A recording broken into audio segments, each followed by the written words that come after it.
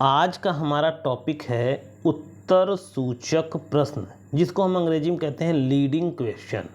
ये उत्तर सूचक प्रश्न या लीडिंग क्वेश्चन क्या होता है, यही आज का हमारा टॉपिक है। देखिए, भारतीय साक्ष्य अधिनियम की धारा 146 में इसके बारे में प्रावधान है। आइए अब इसके बारे में शुरू करते हैं।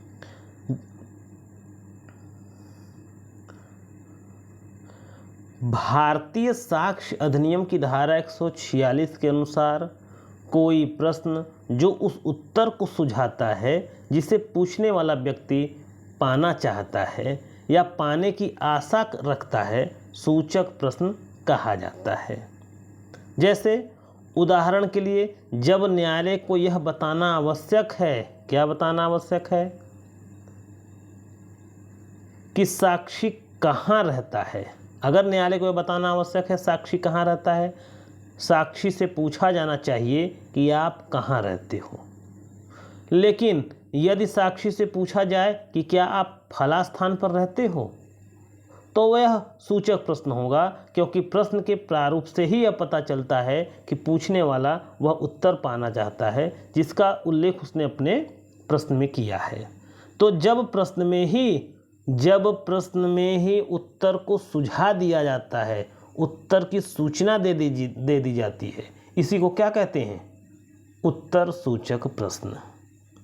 तो उत्तर सूचक प्रश्न वह प्रश्न होता है जिसमें उत्तर की सूचना दी गई होती है, उत्तर का संकेत किया गया होता है, इसे ही उत्तर सूचक प्रश्न कहते हैं। क्या बुराई है अगर न्यायालय में उत्तर सूचक प्रश्न पूछा जाए, और कब न्यायालय में उत्तर सूचक प्रश्न पूछा जा सकता है, आइए इस वीडियो में यह भी जानते हैं।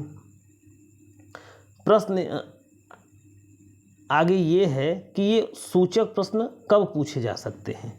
देखिए, मैंने आपको बताया कि प्रति परीक्षा में सूचक प्रश्न सदैव पूछा जा सकता है। प्रति परीक्षा में कोई रुकावट नहीं है, हमेशा पूछा जा सकता है। लेकिन अगर पुनः मुख्य परीक्षा और पुनः परीक्षा है तो नहीं पूछा जा सकता। पूछा जा सकता है तो किसकी अनुमति से, न्यायालय की अनुमति से ही पूछा जा सकता है। और यदि वह इंट्रोडक्टरी टाइप का है, उस पर कोई विवाद नहीं है, तभी मुख्य परीक्षा और पुनः परीक्षा में उत्तर सूचक प्रश्न पूछा जा सकता है। वरना मुख्य परीक्षा और पुनः परीक्षा में उत्तर सूचक प्रश्न लीडिंग क्वेश्चन पूछने की मनाही होती है।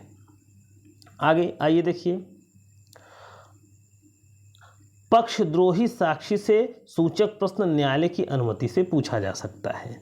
जब सूचक प्रश्न का उद्देश्य दूसरे गवाह के द्वारा कहे गए कथनों का खंडन है किंतु वह उससे इनकार करे, तो सूचक प्रश्न पूछा जा सकता है। इसके अलावा सूचक प्रश्न कब पूछा जा सकता है, जब गवाह की स्मरण शक्ति कमजोर हो तो उसकी स्मरण शक्ति उत्तेजित करने के लिए भी सूचक प्रश्न पूछा जा सकता है।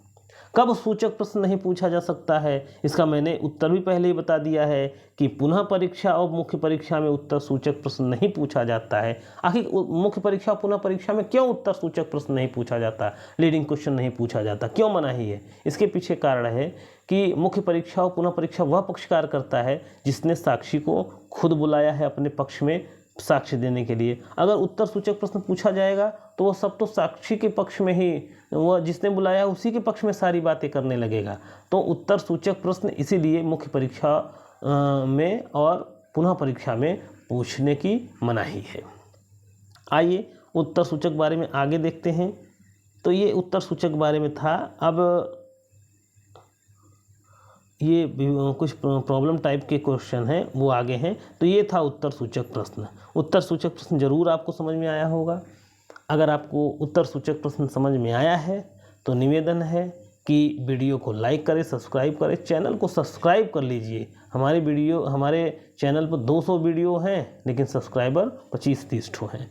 उसके पीछे कारण ये है कि अब AI का ज़माना हो गया है, चीज़ें बदल गई हैं। सब जो है चिल्ला करके उन सब चीज़ों के बारे में उन सब तरीक़ों से दिखा रहे हैं जो लोगों को अच्छा लगता है।